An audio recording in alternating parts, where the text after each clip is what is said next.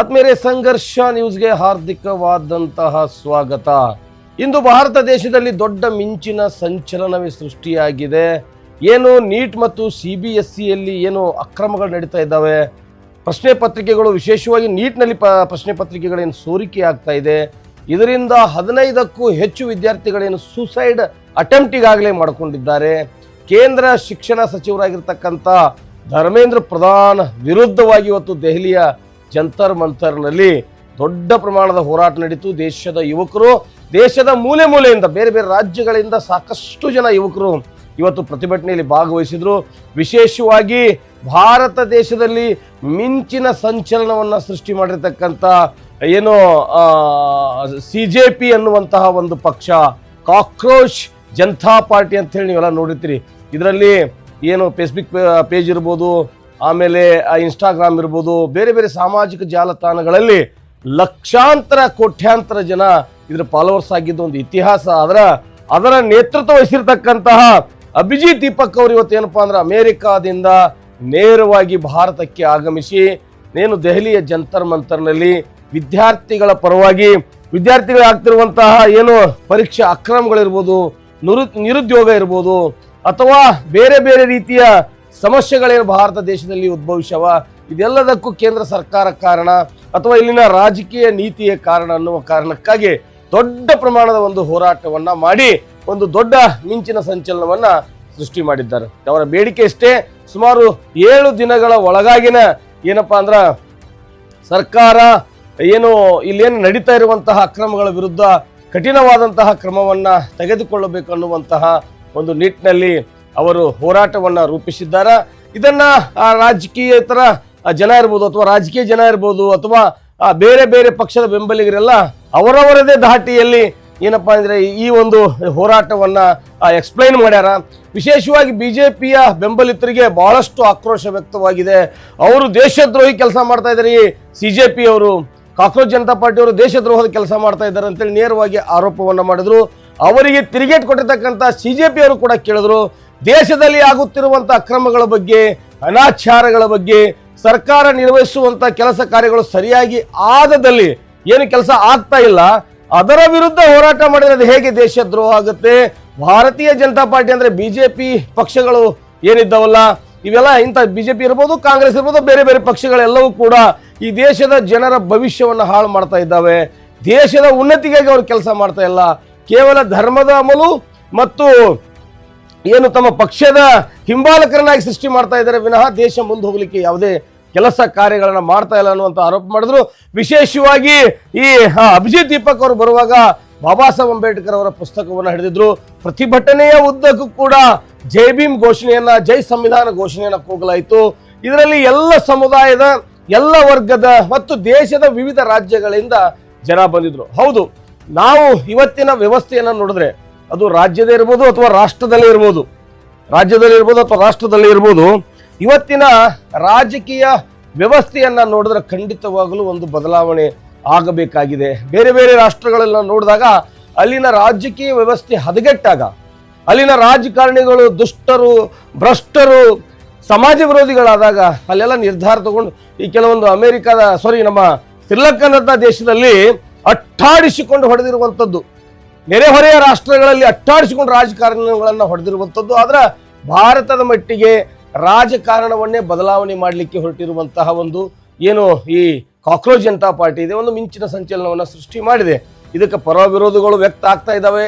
ಯಥಾಸ್ಥಿತಿ ತಮ್ಮ ಜನರ ಬೆಂಬಲವಲ್ಲ, ಜನರ ಬೆಳವಣಿಗೆ ಅಲ್ಲ, ಪಕ್ಷದ ಬೆಳವಣಿಗೆಗಾಗಿ, ಪಕ್ಷದ ಹಿತಕ್ಕಾಗಿ ಜನ ಬೇರೆ ಬೇರೆ ರೀತಿಯ ಮಾತುಗಳನ್ನು ಆಡ್ತಿರುವಂಥದ್ದು ನಿಮ್ಮ ಮುಂದೆ ಕಂಡು ಬರ್ತಾ ಇದೆ.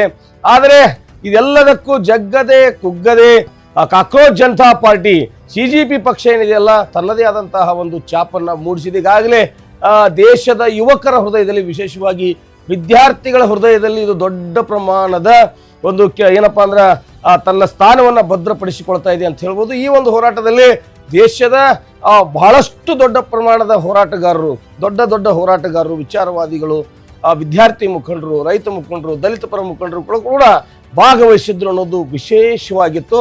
ಒಟ್ಟಿನಲ್ಲಿ ಇಂದಿನ ಭಾರತ ದೇಶದ ಜ್ವಲಂತ ಸಮಸ್ಯೆಗಳು, ವಿಶೇಷವಾಗಿ ನೀಟ್ನಲ್ಲಿ ಏನು ದೊಡ್ಡ ಮಟ್ಟದ ಪರೀಕ್ಷೆ ಏನು ಹಗಲು ರಾತ್ರಿ ವಿದ್ಯಾರ್ಥಿಗಳು ವಿದ್ಯಾಭ್ಯಾಸ ಮಾಡಿ ಪರೀಕ್ಷೆ ಬರೆದಿರ್ತಾರೆ. ಅಂತಹ ಪ್ರಶ್ನೆ ಪತ್ರಿಕೆಗಳು ಸೋರಿಕೆಯಾದಾಗ ಸಹಜವಾಗಿಯೇ ಅದು ವಿದ್ಯಾರ್ಥಿಗಳನ್ನ ನೋವನ್ನುಂಟು ಮಾಡಿ ಅನೇಕ ವಿದ್ಯಾರ್ಥಿಗಳು ಸಾವನ್ನ ಕೂಡ ಅಪ್ಪಿದ್ರು. ಇದನ್ನ ವಿರೋಧಿಸಿ ಏನಪ್ಪಾ ಅಂದ್ರೆ ದೊಡ್ಡ ಪ್ರಮಾಣದ ಹೋರಾಟ ಇವತ್ತು ದೆಹಲಿಯ ಜಂತರ್ ಮಂತರ್ನಲ್ಲಿ ನಡೆಯುತ್ತೆ. ಅದರ ಅವರ ಮುಖ್ಯ ಏನು ಅಂಶಗಳೇ ಏನಪ್ಪಾ ಅಂದ್ರೆ ಮುಖ್ಯಾಂಶಗಳೇ ಏನಂದ್ರ ಈ ಹೋರಾಟದ ಮುಖ್ಯಾಂಶಗಳೇನಪ್ಪಾ ಅಂದ್ರೆ ಪರೀಕ್ಷಾ ಅಕ್ರಮಗಳು ಸಂಪೂರ್ಣವಾಗಿ ನಿಲ್ಲಬೇಕು, ನಿರುದ್ಯೋಗ ಸಮಸ್ಯೆ ದೂರ ಆಗಬೇಕು, ಯುವಕರಿಗಿರುವಂತಹ ಸಮಸ್ಯೆಗಳೇನದಾವೋ ಅವೆಲ್ಲ ಸಮಸ್ಯೆಗಳು, ಯುವಕರ ಸಮಸ್ಯೆ, ವಿದ್ಯಾರ್ಥಿಗಳ ಸಮಸ್ಯೆ ಸೇರಿದಂತೆ ಎಲ್ಲರ ಸಮಸ್ಯೆಗಳು ಪರಿಹಾರ ಆಗಬೇಕನ್ನುವಂಥದ್ದೇ ಅಭಿಜಿತ್ ದೀಪಕ್ ಅವರ ಒಂದು ಕೂಗಾಗಿತ್ತು. ಬಹಳ ದೊಡ್ಡ ಪ್ರಮಾಣದ ಹೋರಾಟ. ಅವರಿಗೆ ಭಾರತ ದೇಶದ ಜನ, ಅವರು ಮೂಲ ಭಾರತೀಯರಾದ್ರೂ ಕೂಡ ಈಗ ಅಮೆರಿಕಾದಲ್ಲಿ ನೆಲೆಸಿದ್ದು, ಅಮೆರಿಕದಿಂದ ಇಂದು ಬೆಳಗ್ಗೆ ಏನವ್ರು ಬರ್ತಾರ, ಸಾವಿರಾರು ಸಂಖ್ಯೆಯಲ್ಲಿ ಅವ್ರನ್ನ ಜನ ಸ್ವಾಗತ ಮಾಡ್ಕೊಂಡಿದ್ದಾರೆ. ಈ ಒಂದು ಹೋರಾಟ ಬಹುಶಃ ರಾಜಕೀಯ ದಿಕ್ಕನ್ನೇ ಬದಲಿಸಬಹುದು. ಧ್ರುವ ರಾಠಿ ಅಂತವರು, ಈ ಅಭಿಜಿತ್ ದೀಪಕ್ ಅಂತವರು, ಕೆಲವೊಂದಿಷ್ಟು ಯೂಟ್ಯೂಬರ್ಗಳು, ಸಾಮಾಜಿಕ ಚಳವಳಿಯನ್ನು ಮಾಡೋರು ಅದಾರ ನಮ್ಮ ನಡುವೆ. ಅವರಿಂದ ಬಹಳಷ್ಟು ಪರಿವರ್ತನೆಗಳಾಗ್ತಾ ಇದ್ದಾವೆ. ಆದ್ರೆ ಈ ಏನು ಅಂಧ ಬುದ್ಧಿಯ ಅಂಧ ಭಕ್ತರು ಏನದಾರಲ್ಲ, ಇವರು ಮೇಲಿಂದ ಮೇಲೆ ಅವ್ರನ್ನ ಟೀಕಾ ಪ್ರಹಾರ ಮಾಡ್ತಾರೆ. ಒಂದು ಮೂಲೆಯಿಂದ ಇದು ವ್ಯವಸ್ಥೆಯ ವಿರುದ್ಧ ಹೋರಾಟ ಆಗಬೇಕು ವಿನಃ ಇದೊಂದು ರಾಜಕೀಯ ಪ್ಲಾಟ್ಫಾರ್ಮ್ ಆಗಬಾರದು ಅನ್ನುವಂಥವ್ರು ಕೆಲವೊಂದಿಷ್ಟು ಯೂಟ್ಯೂಬರ್ಸ್ ಇರ್ಬೋದು ಅಥವಾ ರಾಜಕಾರಣಿಗಳು ಅಥವಾ ವಿಚಾರವಾದಿಗಳು ಹೇಳಿಕೆಯನ್ನು ಕೊಟ್ಟಿದ್ದಾರೆ. ಆದ್ರೆ ನಾನು ಅವ್ರನ್ನ ಕೇಳ್ತೀನಿ, ಇಂತಹ ಯುವಕರ ಕಡೆಯಿಂದನೇ ರಾಜಕಾರಣ ಬದಲಾವಣೆ ಆಗಬೇಕು. ಇನ್ನೆಷ್ಟು ದಿನ ಬಿಜೆಪಿ ಕಾಂಗ್ರೆಸ್ ಅಂತ ಪಕ್ಷಗಳಲ್ಲಿ ಗುಲಾಮರಾಗಿರ್ಬೇಕು? ಹೊಸ ನಾಯಕತ್ವ ಬರಬೇಕು, ಹೊಸ ಹೊಸ ಪಕ್ಷಗಳು ಬರಬೇಕು, ಹೊಸ ಬದಲಾವಣೆ ಆಗಬೇಕು. ವಿಶೇಷವಾಗಿ ಪ್ರಮುಖವಾಗಿ ದೇಶದ ಜ್ವಲಂತ ಸಮಸ್ಯೆಗಳು ಪರಿಹಾರ ಆಗಬೇಕು.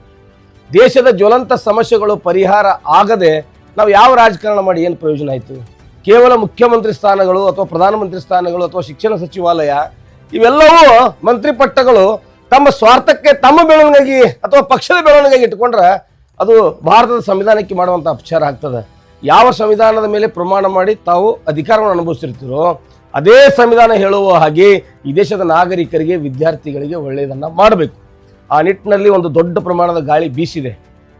ಅದೆಷ್ಟೋ ರಾಜಕೀಯ ಬದಲಾವಣೆಗಳನ್ನು ನಾವು ಬೇರೆ ಬೇರೆ ರಾಷ್ಟ್ರಗಳಲ್ಲಿ, ನಮ್ಮ ದೇಶದಲ್ಲಿ ಕೂಡ ನೋಡ್ತೀವಿ. ಆದ್ರೆ ಒಂದಿಷ್ಟು ನಮ್ಮ ಜನ ಇವತ್ತಿಗೂ ಕೂಡ ಮೈಂಡಿನಿಂದ ಆಲೋಚನೆ ಮಾಡಬೇಕಾಗಿದೆ. ಯಾರಪ್ಪ ನಮ್ಮವರು, ಯಾರು ನಮ್ಮ ಒಳ್ಳೆಯವರು? ನಾವು ಹಾಕೋ ಹೋಟ್ನಿಂದ ಚುನಾಯಿತರಾಗುವಂಥ ರಾಜಕಾರಣಿಗಳು ನಮ್ಮ ಬೆನ್ನಲ್ಲೇ ಚೂರಿ ಹಾಕುವ ಕೆಲಸ ಮಾಡ್ತಾರೆ ಅಂದರೆ ಅಂಥವ್ರನ್ನ ಒದ್ದು ಓಡಿಸ್ಬೇಕಾಗ್ತದ, ಅವ್ರನ್ನ ಮನೇಲಿ ಕೂಡಿಸ್ಬೇಕಾಗ್ತದ. ಅದಕ್ಕೊಂದು ಪ್ಲಾಟ್ಫಾರ್ಮ್ ಬೇಕಾಗ್ತದೆ. ಅದಕ್ಕೆ ಸೂಕ್ತವಾದಂಥ ಪ್ಲಾಟ್ಫಾರ್ಮ್ ಅಂದ್ರೆ ಏನು ಇವತ್ತು CGP ಅನ್ನುವಂಥ ಪಕ್ಷ, ಕಾಕ್ರೋಚ್ ಜನತಾ ಪಾರ್ಟಿ ಬಂದಿದೆ. ಇದು ಖಂಡಿತವಾಗಲು ಒಂದು ಪ್ಲಾಟ್ಫಾರ್ಮ್ ಆಗುವಂಥ ಲಕ್ಷಣಗಳು ಕಾಣ್ತಾ ಇದ್ದಾವೆ ಅಂತ ಸಾರ್ವಜನಿಕರು ಮಾತನಾಡ್ತಾ ಇದ್ದಾರೆ. ಒಟ್ಟಿನಲ್ಲಿ ಪ್ರಮುಖವಾಗಿರ್ತಕ್ಕಂಥ ನ್ಯೂಸ್ ಚಾನೆಲ್ಗಳು, ಪತ್ರಿಕೆಗಳು ಇದ್ರ ಬಗ್ಗೆ ಬಿತ್ತರಿಸ್ತಾವೋ ಇಲ್ಲೋ ಗೊತ್ತಿಲ್ಲ. ಆದ್ರೆ ಎಲ್ಲ ಯೂಟ್ಯೂಬರ್ಗಳಂತೂ ಖಂಡಿತವಾಗಲು ಇದನ್ನ ಏನಪ್ಪಾ ಅಂದ್ರೆ ಪ್ರಚಾರ ಮಾಡ್ತಾ ಇದ್ದಾರೆ. ಇದು ಇನ್ನಷ್ಟು ತೀವ್ರಗತಿ ಆಗಲಿ ಮತ್ತು ಇದು ಭಾರತದ ಸಂವಿಧಾನದ ಅಡಿಯಲ್ಲೇ, ಯಾಕಂದ್ರೆ ರಿಜಿಸ್ಟ್ರೇಷನ್ ಆಗಬೇಕು. ಬಹಳಷ್ಟು ಜನ ಹೇಳ್ತಾ ಇದ್ದಾರೆ ರಿಜಿಸ್ಟ್ರೇಷನ್ ಆಗಿಲ್ಲ, ಅದು ಇದು ಅಂತೇಳಿ. ರಿಜಿಸ್ಟ್ರೇಷನ್ ಆಗಬೇಕು, ಪ್ರತಿ ಜಿಲ್ಲೆಗೆ, ತಾಲೂಕುಗಳಿಗೆ ಬರಬೇಕು. ನಗರ ಸ್ಥಳೀಯ ಸಂಸ್ಥೆಗಳನ್ನ ಹಿಡ್ಕೊಂಡು MP, MLA ಬೇರೆ ಬೇರೆ ಚುನಾವಣೆಗಳಲ್ಲೂ ಕೂಡ ಈ ಒಂದು CGP ಪಕ್ಷ ಏನಿದೆ, ಕಾಕ್ರೋಚ್ ಜನತಾ ಪಾರ್ಟಿ, ಇದು ಬರಬೇಕನ್ನುವಂಥದ್ದೇ ಸಾರ್ವಜನಿಕರ ಒಂದು ಏನಪ್ಪಾ ಅಂದ್ರೆ ಆಶಯವಾಗಿದೆ. ಹಾಗಾಗಿ ಸಂಘರ್ಷ ನ್ಯೂಸ್ ಕೂಡ ಇವತ್ತು ನಡೆದಿರುವಂತಹ ಪ್ರತಿಭಟನೆಯ ಮುಖ್ಯ ಅಂಶಗಳನ್ನ ತಿಳಿಸ್ತಾ, ಇದಕ್ಕೆ ಯಾರೆಲ್ಲ ಬೆಂಬಲ ಕೊಡ್ತೀರಿ ಖಂಡಿತವಾಗಲೂ ನೀವು ಇದರ ಕೆಳಗಡೆ ನಿಮ್ಮ ಅಭಿಪ್ರಾಯವನ್ನು ತಿಳಿಸಿ ಅಂತ ಹೇಳ್ತಾ, ನಿರಂತರ ಸುದ್ದಿಗಳಿಗಾಗಿ ನೋಡ್ತಾ ಇರಿ ಸಂಘರ್ಷ ನ್ಯೂಸ್ ಕರ್ನಾಟಕ.